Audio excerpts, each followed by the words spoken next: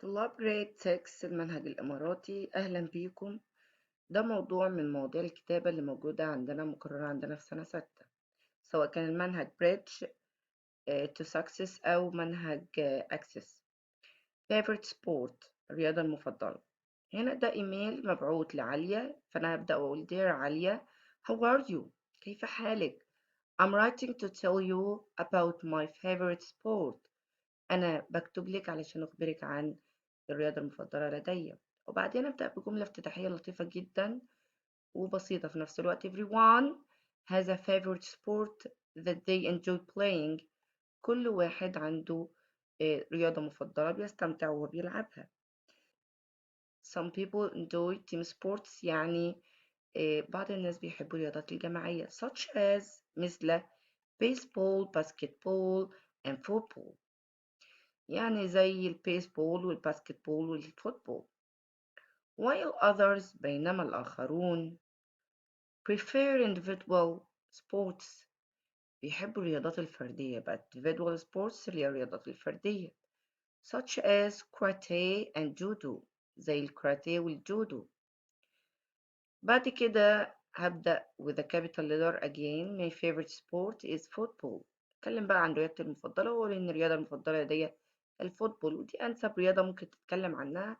ليه؟ علشان ممكن أتكلم عنها كلام كتير، وأغلبنا بيعرف حاجات كتيرة عن الفوتبول، عن رياضة الفوتبول. I play it every weekend. بلعبها كل أجازة أو كل عطلة. I play this sport with my friends in the park.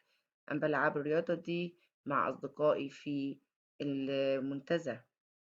طيب أنا ممكن لو هكتب مثلا باسكتبول أو أي رياضة تانية فأنا هقول نفس الكلام عنها. بلعبها إمتى؟ في الويك إند. وبلعبها مع مين؟ مع friends. وفين؟ in the park. وبعدين أقول I need a net, goal posts and shin pads to play the sport. I need أنا بحتاج بقى إيه؟ شبكة وقائمي مرمى والمشد الواقي عشان ألعب الرياضة دي. I love the sport. أنا بحب الرياضة دي because لأن it keeps me fit and active. بتجعلني لائق بدنيا وكمان نشيط. active يعني نشيط. It also improves my memory، يعني كمان بتحسن memory بتاعت الذاكرة and gives me the chance to make new friends، وكمان بتعطيني فرصة لكي أكون صداقات جديدة. at the end بنهاية الإيميل زي ما احنا متعودين بتطرح عليه سؤال what about you؟ ماذا عنك؟ ماذا عنك؟ what's your favorite sport؟